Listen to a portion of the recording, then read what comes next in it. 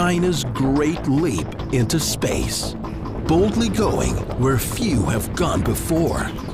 Only the third nation in the world able to launch its own astronauts into space. They're doing it for real in the heavens. Now, go behind the scenes of a top secret mission, codename Shenzhou 7. In this high-stakes, high-tech operation, the rewards are great, and so are the dangers. Follow the astronauts, rocket scientists, and engineers as they count down to a mission like none other.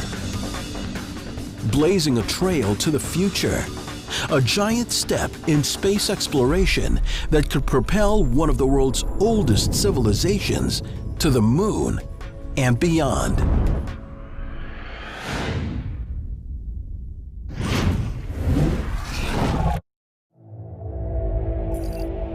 T-minus 200 days, Beijing City. Location, classified. For a new breed of space explorer, this is where it all begins. China's most advanced training facility, better known as Red House, home to 14 hand-picked astronauts.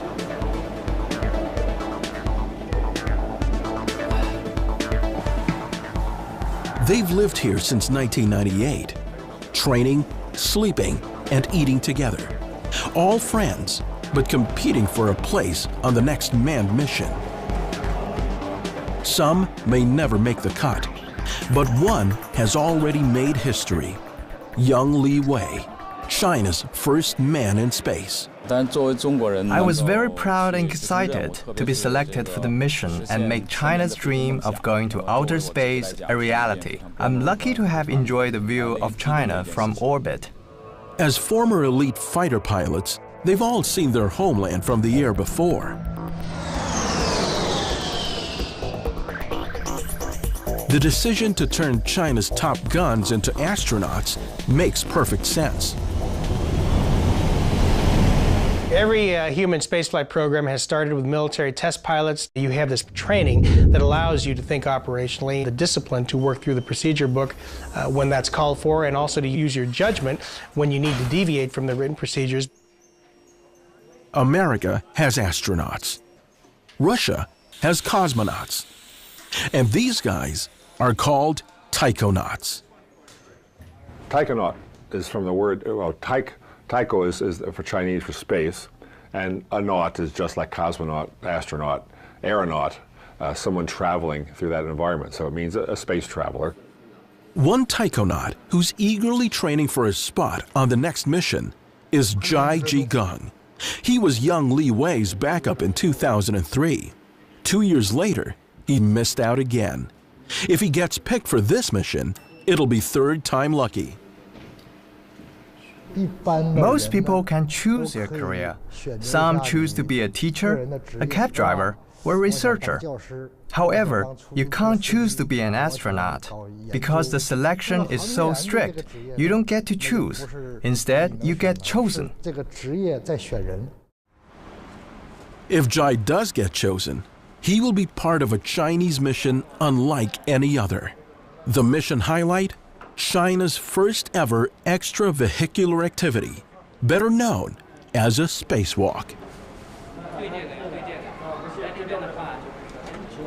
To survive in this hostile environment of outer space, the taikonauts need more than a talented tailor.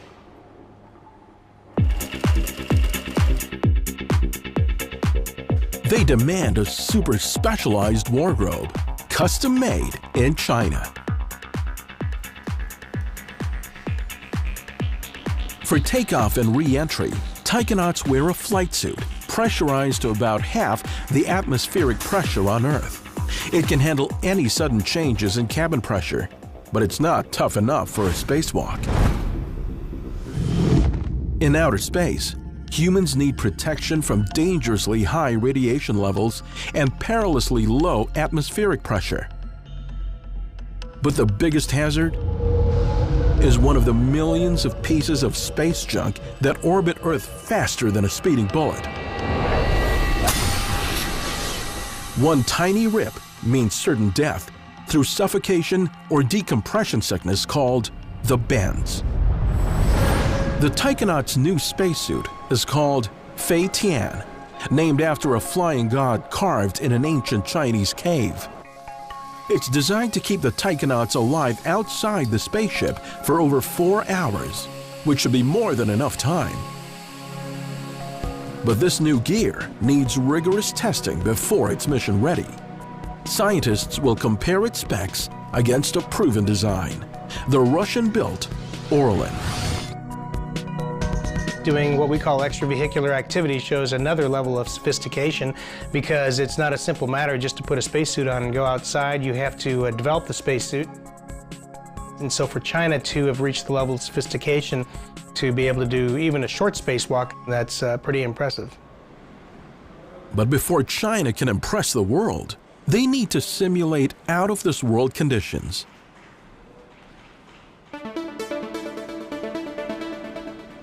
Today, Zhai Jigang will test Fei Tian, and taikonaut Liu Boming will wear the Russian suit inside a massive container that recreates the vacuum of outer space.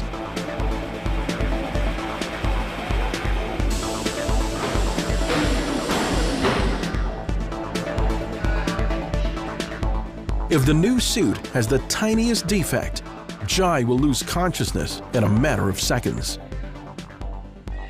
While scientists carefully monitor and compare the performance of the equipment and the taikonauts, another mission candidate gears up for a different test.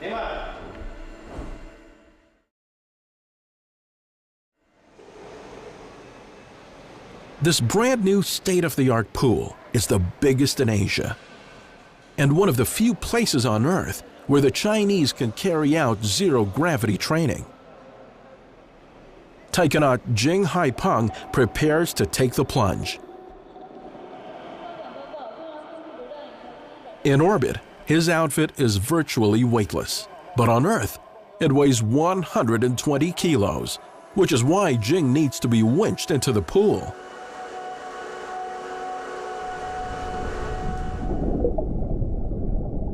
"10 meters below the surface, the water pressure and the buoyant suit mimic the weightlessness of space. Jing practices on a replica spaceship while the real rocket is still under construction. And like the taikonauts, it's a long way from being cleared for takeoff.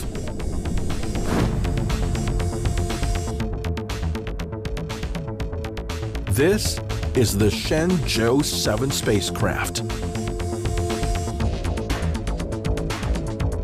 Shenzhou translates as divine vessel. It doesn't look much now, but in 8 months, it'll keep 3 taikonauts alive in outer space.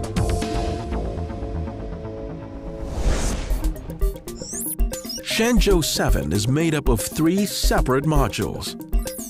At the top is the orbital module, where the 2 spacewalking taikonauts will prepare for the spacewalk by gradually adjusting to the vacuum of space. The crew will sit in the middle re-entry module during takeoff and landing. During re-entry, its heat shield can withstand temperatures of over 1,000 degrees, hotter than molten lava. At the very bottom sits the propulsion module. It provides thrust for orbital maneuvers. And it's also the mission garage, large enough to carry satellites. One day, this section could form part of China's first space station.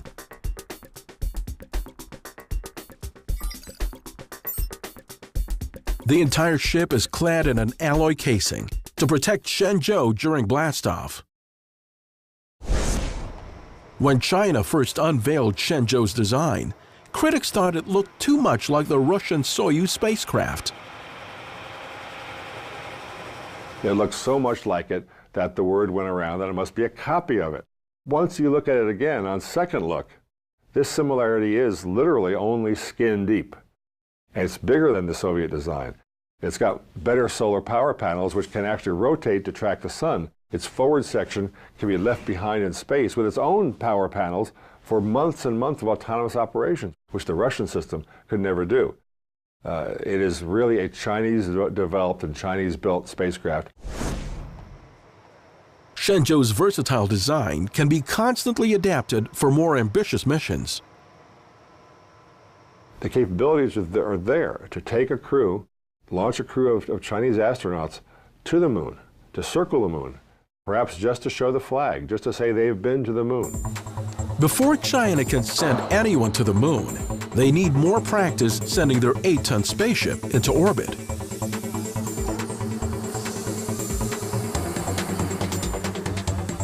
To get this bird off the ground demands some serious thrust, and that requires the help of technology from a former top-secret program.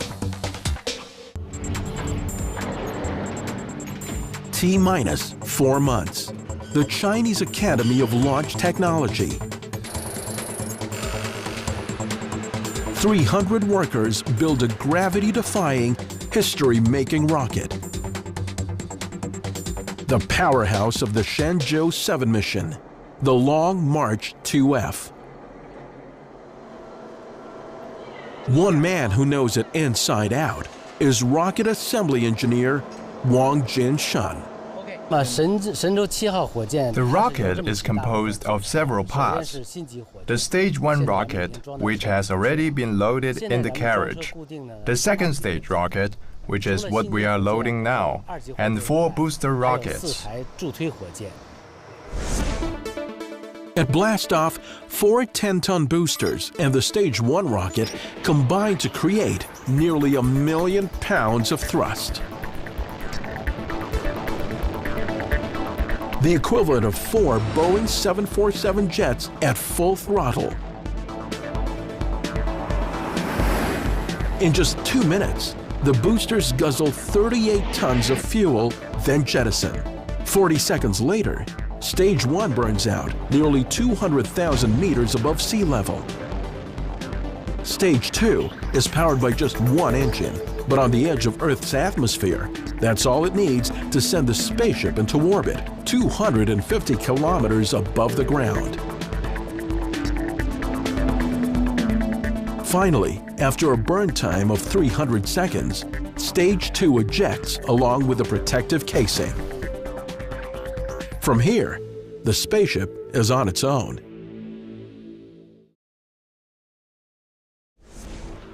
The 2F rocket has a mission life of just 5 minutes, but it's taken more than 50 years to develop. 1965, at the height of the Cold War, China launched the ultimate nuclear deterrent.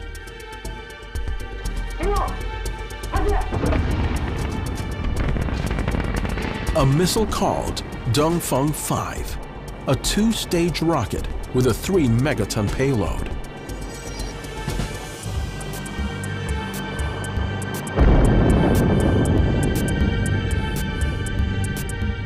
Thankfully, it was never mobilized. Instead, the warhead was swapped for a spaceship, and the rocket, named after Mao Zedong's revolutionary movement, the Long March. The Chinese space program, like space programs in other countries, in the Soviet Union and in the US, began as a military missile program. Among all this history, there's one personality that emerges as the key element of the success of the Chinese program. That's a Chinese engineer named Shan Sui-sen. Qian was born in China, but educated in the US. By 1945, he became one of America's top scientists, an Army Air Corps colonel with clearance from the Pentagon to carry out secret rocket research. But by 1950, Qian's high-flying career crashed and burned. He was branded a spy for wanting to visit his parents in communist China. 5 years later, the US government deported him to the country of his birth, and China's early space program got the boost it needed. he took the Russian rockets, improved on them, using not technology that he took from America, not secret formula for an alloy or a rocket fuel. His judgment was the most important thing he brought back home with him. Qian left a lasting legacy on the country's space program, including the Long March series of rockets. Over the years, it has been modified to carry satellites and space modules. But Wang Jin-shun knows the transition to carrying human taikonauts hasn't been so smooth. Our rockets were mainly used to launch satellites in the past. The vibration frequency of the satellite is the same as the rocket. They actually match. But now our rocket is used to launch the spacecraft. The frequency no longer matched. Despite 50 years of research and development, no one knew how bad the vibration was until young Li Wei rode the rocket into orbit. We did encounter many unexpected challenges in the spaceflight. A case in point is the issue of vibration in the flight of Shenzhou 5. It was a severe problem. The vibration was so severe, it could have shaken Young to death. The incident forced the scientists back to the drawing board. Since 2003, the rocket team has made nearly 200 modifications to try to fix the problem. Now there's only one way to test it.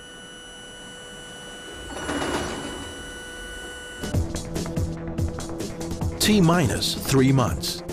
At the rocket assembly plant in Beijing, thousands of people get ready to move hundreds of rocket parts to the launch site in northwestern China.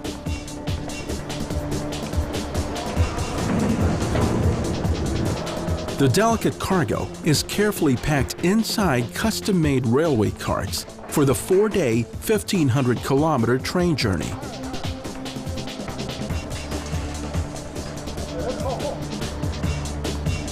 It's a long trip to the launch site, but their arrival will mark the beginning of the final countdown.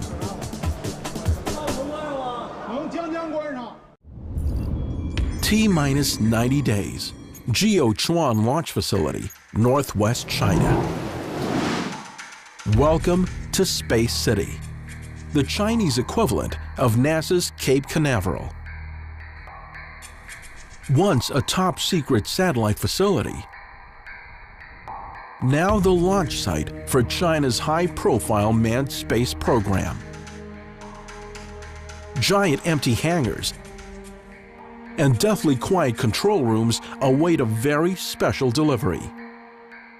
3 taikonauts, 1 spaceship, and thousands of China's best and brightest aerospace engineers will call this place home for the next 3 months. And this is the man responsible for making the mission run like clockwork. Newly promoted Deputy Master of the launch site, Wang Jun.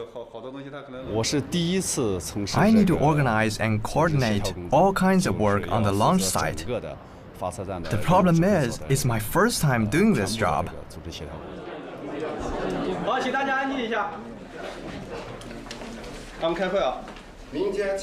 Wang knows he'll need to expect the unexpected.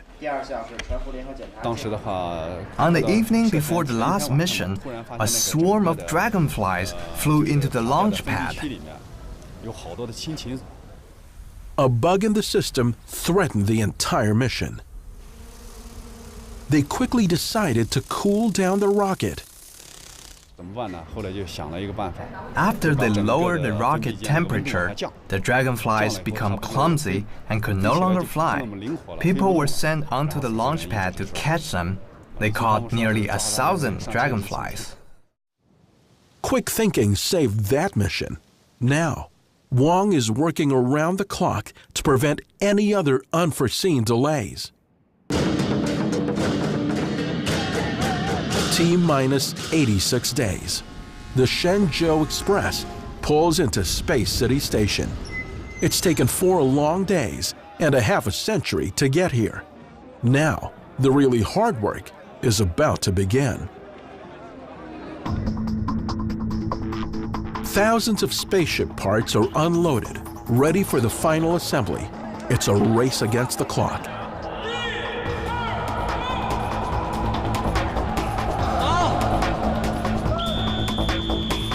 Shenzhou 7 must be mission ready in just 12 weeks while the weather holds.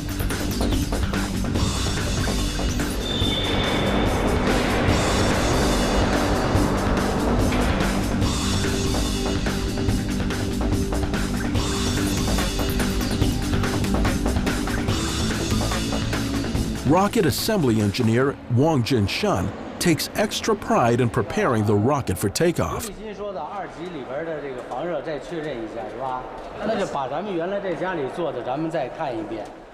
Around here, he's famous for giving the rocket a fresh coat of paint to dress it up for the big day. We treat it like a girl on her wedding day. We try our best to deck it out, hoping that it's handed over in its best state and in a most beautiful appearance.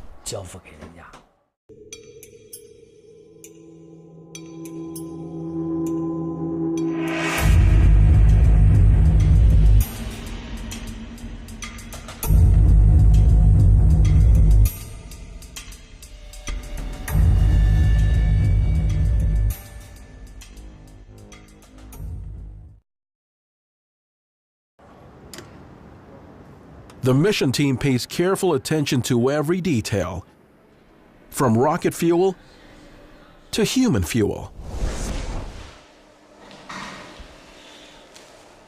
A variety of Chinese dishes are specially prepared and packaged by the Red House chefs in Beijing.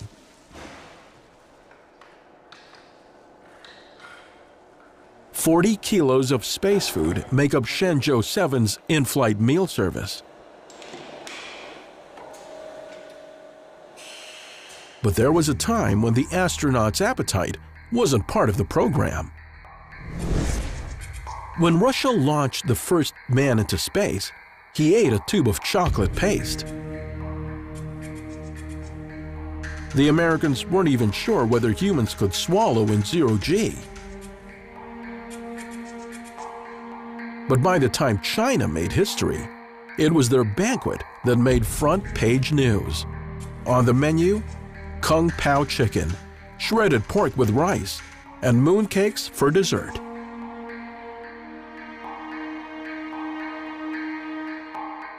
But Chinese space food is about more than just taste. On this mission, the taikonauts will supplement their diet with traditional Chinese medicine to keep their yin and yang in balance.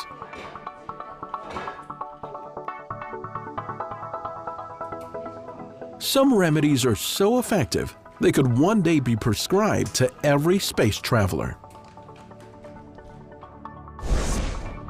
In one study, physicians tested and compared the cardiovascular function of Chinese taikonauts and Russian cosmonauts immediately before and after a mission.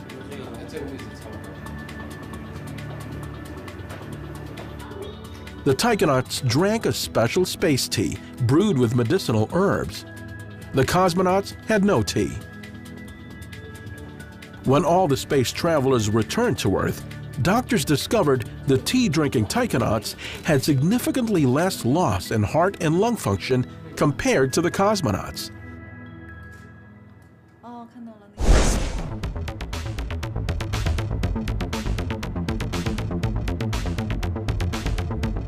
T-minus 30 days. Hundreds of engineers race against the clock to finish the final assembly of the Shenzhou spaceship.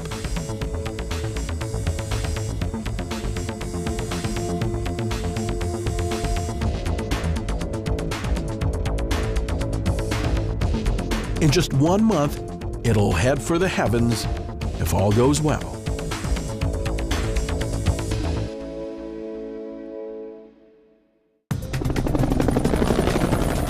T-minus 30 days. Location classified.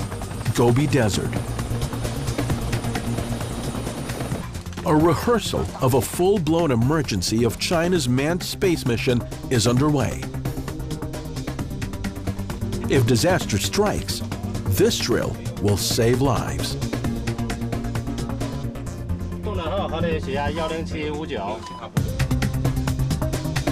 All of Space City's personnel are trained to respond to every imaginable worst-case scenario, from a water landing to launch pad evacuation.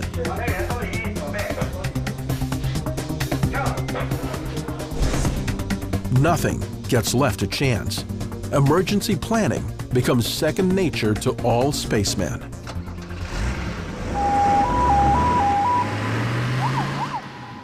Being an astronaut, you're always aware of the risks of what you're doing, and every phase of flight has its own risk.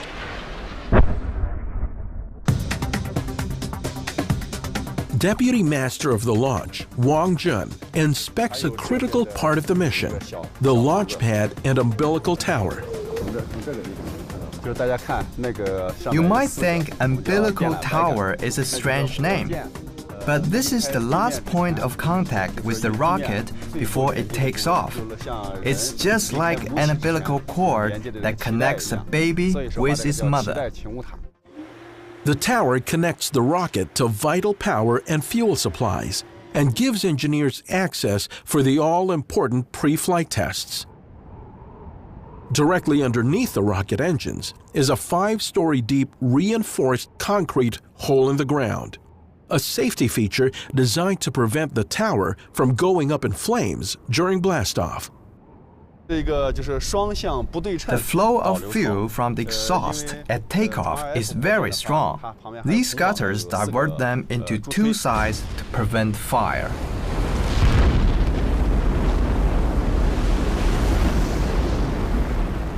If a fire erupts while the crew is working 9 stories up, they have a quick exit into a fireproof bunker. This tube is actually an emergency escape.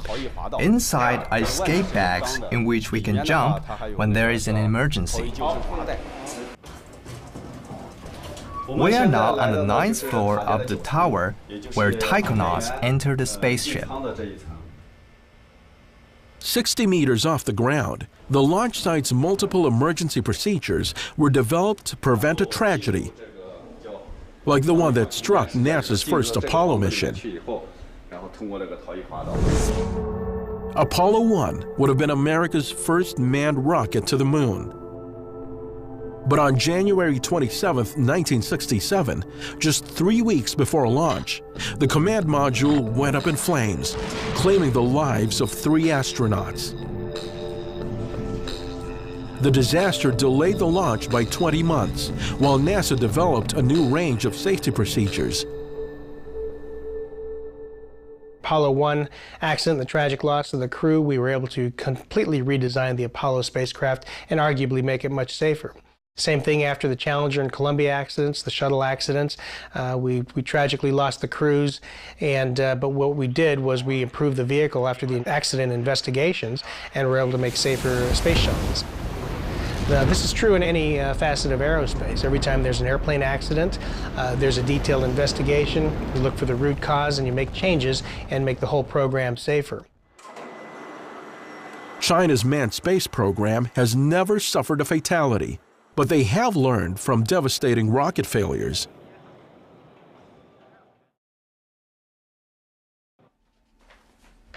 Wang Jinshan will never forget the day he saw a mission go up in smoke.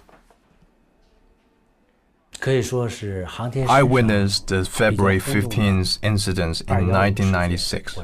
It was a shocking accident. Wang's team was launching a Long March rocket with a commercial satellite payload when something went horribly wrong. The rocket launched, then about 8 seconds later, I could see there was something wrong with it.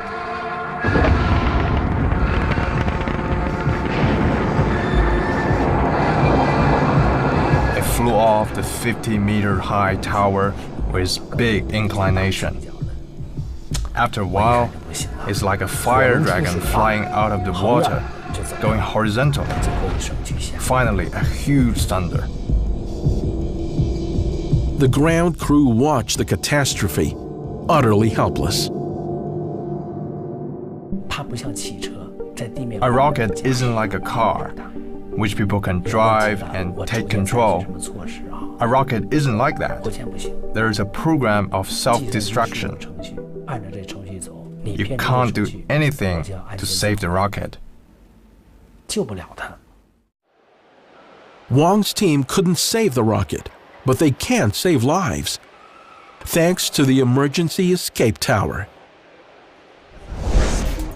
The tip of the rocket looks like a needle, but it's actually a series of 10 solid fuel boosters designed to automatically eject 120 seconds into flight. But if things go wrong, the escape tower will carry the taikonauts and the Shenzhou spaceship out of harm's way and land them safely on the ground. T-minus 14 days. The rocket is now fully assembled and ready to be transported from the assembly garage to the launch pad. This is called vertical deployment. A tedious 2-hour journey that covers a distance of just 2 kilometers. This mega haul must move slowly. Any sudden movements and the rocket could tumble. Deputy Master of the Launch, Wang Jun, keeps track of the load. And Chief Meteorologist Liu Hantao keeps his eye on the sky. We can't take the rocket back if the weather changes. Sudden strong gusts of wind will make the rocket shake and could topple it altogether. The pressure is the highest at this moment. As the rocket makes its long march to the launch pad, the team shares some nervous moments.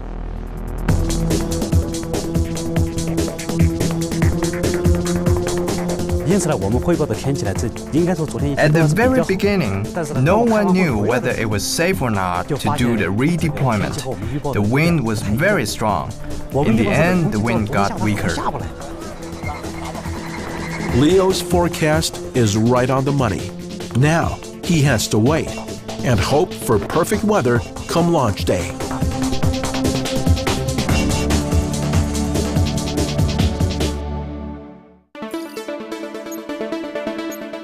T-minus 48 hours, the final countdown to China's 3rd manned mission into space.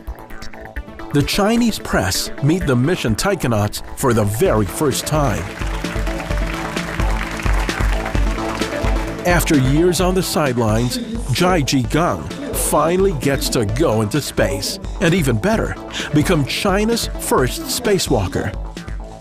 He'll be accompanied by Liu Boming and Jing Haipeng.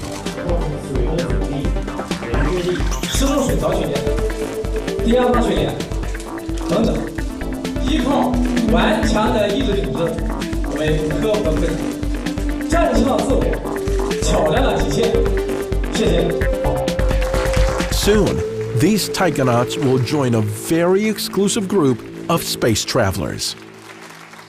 On everyone's first mission, you know, the whole thing is people ask you, well, were you nervous, were you scared? The only thing that astronauts are nervous about before their flight is that something's going to prevent them from having the opportunity to go. As the clock ticks down to 0 hour, the launch pad team race to get the rocket mission ready.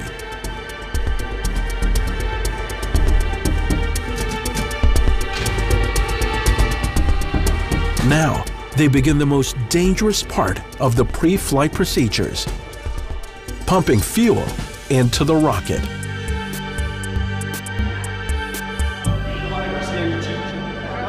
Fueling up the rocket is Wang Jun's most hazardous challenge. He needs to pump 500 tons of highly flammable liquid fuel into the tanks.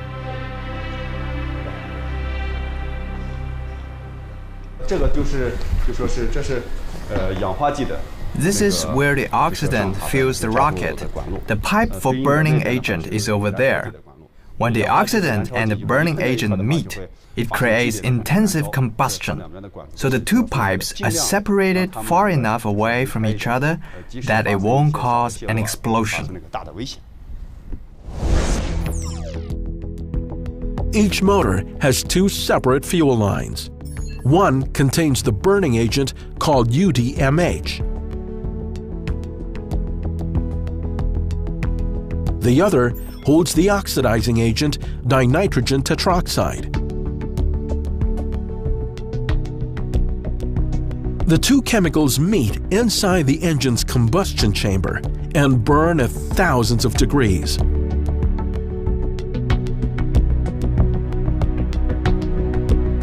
The combustion releases an intense stream of high-pressure gases, creating enough thrust to blast the rocket into outer space.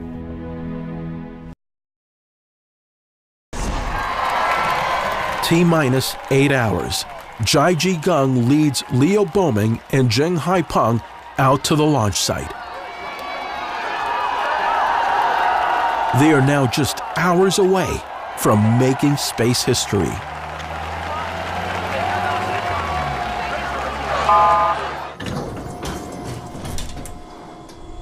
They spend their time finalizing flight and re-entry plans inside Shenzhou's flight deck.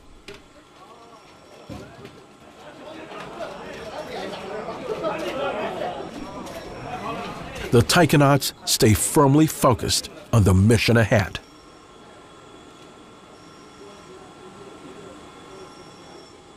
What I felt, and what a lot of people feel at booster ignition, is actually a sense of relief. You know, it sounds funny, but once those boosters light, there's no turning them off, and so there's a sense of relief that, hey, I'm getting my chance to go. T-minus 2 minutes. Only 3 people left on the launch pad. 10 years of preparation comes down to this one moment.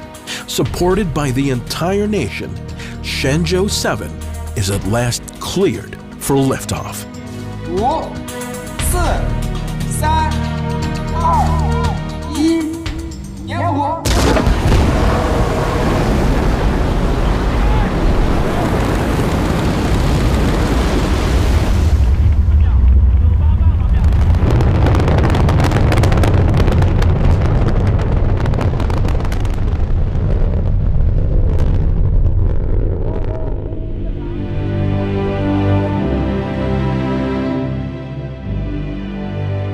After a smooth, vibration-free blastoff, the 3 mission taikonauts acclimatize to their new space environment.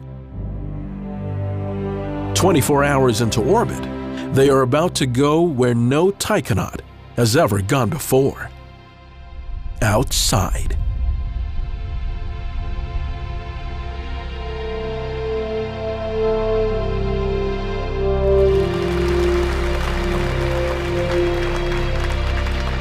The Chinese-made Feitian spacesuit passes the ultimate test with flying colors. Years of training and hard work have finally paid off. Jai-Ji Gung, who has waited so long, takes his historic first step outside.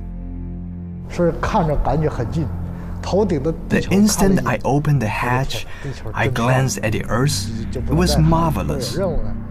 I felt the Earth we lived on and relied on was just above my head. It was huge and beautiful. Outer space is black on TV, but to me it appeared translucent, endless, rich and colorful. 2,000 years after ancient China first fired a simple rocket toward the heavens, modern China celebrates its greatest achievement in space. 也想了解你们的工作情况怎么样？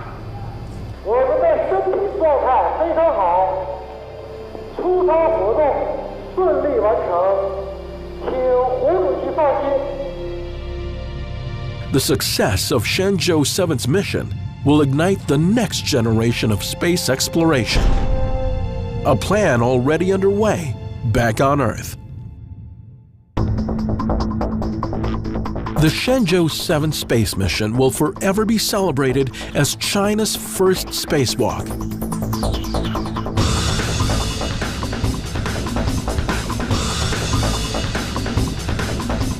But even before the Taikonauts return to Earth, the nation's next phase of manned space exploration has already begun.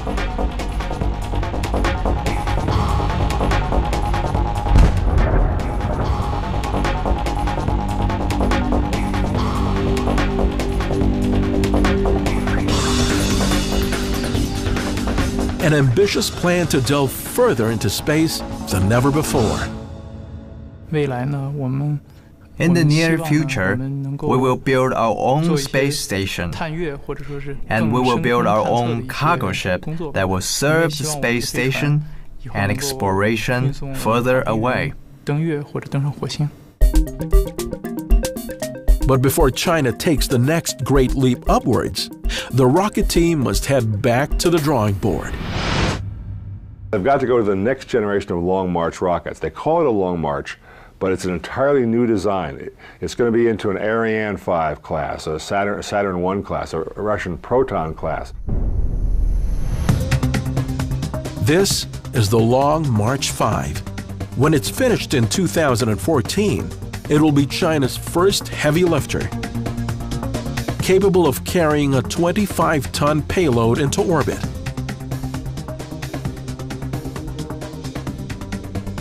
And built with the same technology as the heavy lift vehicles replacing NASA's retired shuttle fleet.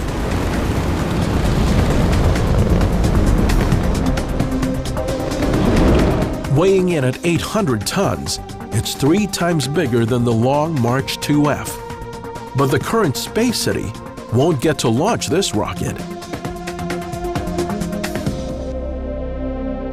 On the southern island of Hainan, a bigger, better rocket launch site is under construction. The Long March 5, especially launching from Hainan Island, would certainly be able to send a spacecraft to the moon. Located just 19 degrees north of the equator, the new launch center has a natural advantage over the old Space City. Well, the fact that Hainan Island is closer to the equator means that any rocket launching from there can take more advantage of the natural spin of the Earth. So the fact that the American Apollo missions launched from 28.5 degrees from the Kennedy Space Center in Florida gave us a huge advantage over the Russians who were trying to go to the moon, launching up at 51.6 degrees inclination.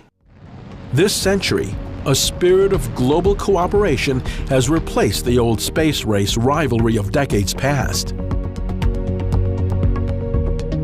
An international coalition could champion a return to the moon, and a China on the rise could play a starring role. China would be an ideal partner in an international coalition because it has the sophistication, the technology, and the resources to mount these kinds of missions. 40 years ago, few people predicted China's meteoric rise in aerospace exploration. Today, the world's newest spacefaring nation prepares for bold new adventures into space. 500 years ago, a dynastic ruler would have called it the mandate of heaven. They're doing it for real in the heavens. The next chapter in space exploration may be written by 21st century China.